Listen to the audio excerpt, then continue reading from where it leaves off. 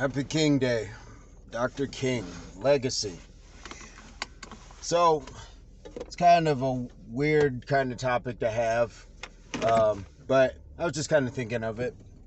And I deal with a guy at work who is not black, but insists and has insisted that since he started work, which has been a few months now, that he's been trying to ingratiate himself directly into having me and a few other employees who are black into accepting him as black in the context that his friends from wherever he's from have allowed him to say the N-word. So he's trying to run his black card, so to speak. And my sentiments are hell no. Like, you run that card here, you're going to come up insufficient funds. Card declined. As a matter of fact, they may take it and just snip it in front of you. That nonsense has got to go.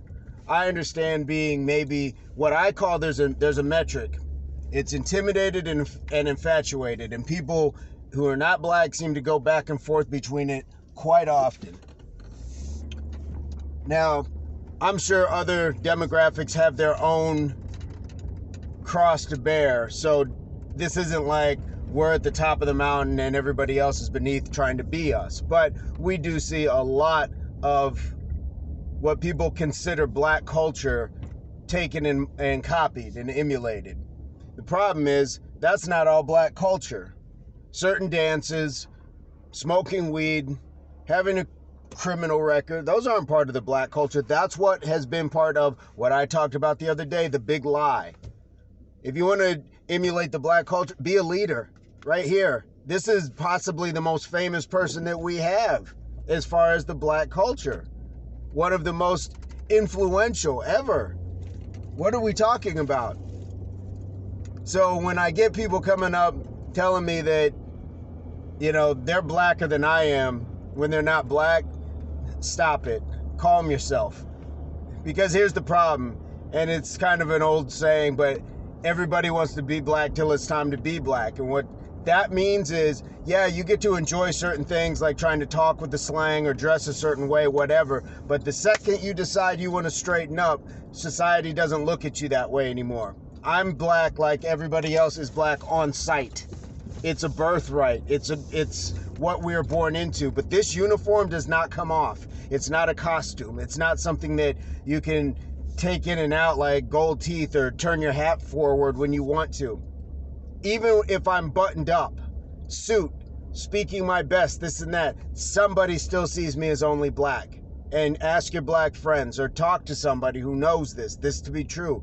When you're not, you don't have those same things. And we can go down the rabbit hole of discrimination. Just walking through a store. How about applying for a house? Trying to get your kids in college? It's a different ball game. It's a different ball game. Knowing more rap lyrics than me, fine, do that. It makes you more of a hip-hop historian. But it does not make you blacker than me. Using the N-word profusely does not make you blacker. And here's my point. Here, you know how I'm right? Because a lot of you knuckleheads were raised in homes with more of a gender that you are not. So a lot of you guys were raised in homes with just your mom, your aunts, your sisters, and well, how come you're not saying you're more girl than them? So don't give me this more black than I am. I was born this way. It's who I am. It's who everybody is. Be yourselves. But don't tell me that simply because you have a certain affection for a certain part of what you deem to be my culture, our culture, part of American culture, that it simply transfers your gender. The other point is, if that's the case, then you can't be mad at people wanting to reassign their gender, saying I identify as something else. You're identifying as a different ethnicity. And that came maybe not long before a lot of the gender, reassignment came up, but it's in that same vein. So what's the problem? You can't have it certain ways. So one, unless you're going to start saying you're more girl because you grew up, solely with your moms, why not? Why not? Listening to music is great. Knowing dances is great. Being a good athlete is great. All of those make you a well-rounded person. It does not transfer your gender, or not your gender, your ethnicity. Or it wouldn't transfer your gender to that point. If women listen to, hardcore music, play ball, nothing against the guys and this and that, doesn't make her a guy. Now, if you want to just identify and hang out with people more that you're comfortable with, that's cool. But don't try to piggyback and say that you are of me or of us, because most people have it woefully wrong. I'm going to pull over here. Most people have it woefully wrong when it comes to their idea of what that means. So if you're going to talk about how black you are, and this is the conversation I have been dying to have with this guy, but he doesn't bring it up to me because I shot him down very early on. But if you're going to have this conversation and how black you are, then I better hear about what meetings you're at, what your local chapter of, it doesn't even have to be BLM, but I need to hear where you're donating and giving back to your communities. A lot of you guys don't have that. A lot of people don't have that because they're not doing that, because they want to take this simple part of, and, fighting or this. Those are not the black culture. That's the weed culture. That's the violence culture. Those are different because other people can be in parts of all of that. You can get anybody from around the world who can smoke weed and fight. But there are certain groups. And I'm for everybody being as one, as in our spirit, as in humanity. But we still are doing ourselves somewhat of an injustice when we don't recognize each other's differences and celebrate them. We don't have to go this whole route of I don't see colors. I understand what people mean in that context, but if you're just seeing everybody the same, then you're not identifying. It'd be like seeing men and women the same. We'd get roasted for that because women go walk a different walk. If I tried to say I understand the pain of childbirth and stuff like that, I can't. And nor do I want to. So understand that there's pains for every demographic, I'm sure, but for mine, it seems different in this society.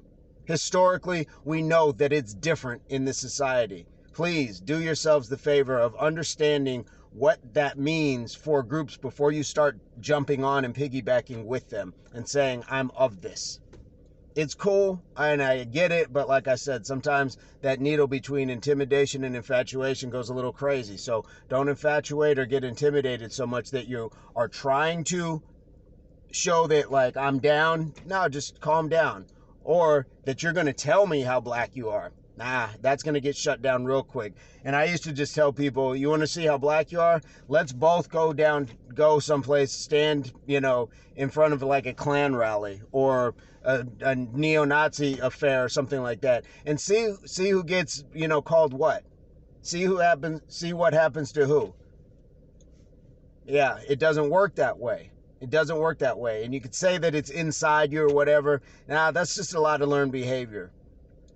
We are born to who we are. Accept who you are, and that's cool. And appreciate your friends for who they are, but do them the appreciation and the justice of not trying to walk the walk that you just can't. It's different. And it's different from me to be trying to be, white, Hispanic, Native American. Can't do it. Can't do it because there's things that I'm just not of. And people will say, well, I grew up, I was raised, blah, blah, blah. So what? It still does. Again, you probably grew up around half the time with girls. Doesn't wash. So, again, I'm not mad at the guy, but he's just somewhat, he can't help himself.